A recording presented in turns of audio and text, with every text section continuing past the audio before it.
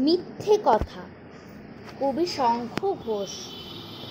লোকে আমায় ভালোই বলে, দিব্যি চলনসই। দোষের মধ্যে একটু নাকি মিথ্যে কথা কই।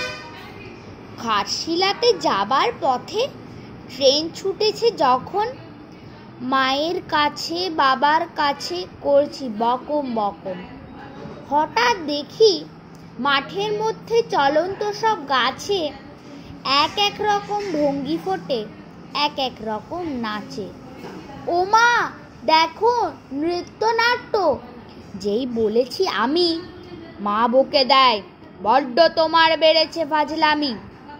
চিড়িয়াখানার নাম জানো তো? আমার সেজো মেশো আদর করে দেখিয়েছিলেন পশুরাজের কেশর।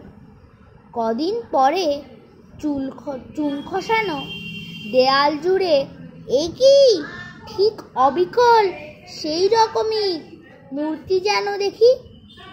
ক্লাসের মধ্যে যেই বলেছি সুরঞ্জনার কাছে, জানিস আমার ঘরের মধ্যে সিংহ বাঁধা আছে, শুনতে পেয়ে দিদিমণি অমনি বলেন, শোনো এসব কথা আবার যেন না শুনি কখনো।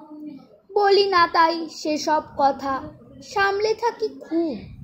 কিন্তু সেদিন হয়েছে কি, এমনি বেয়াকুব।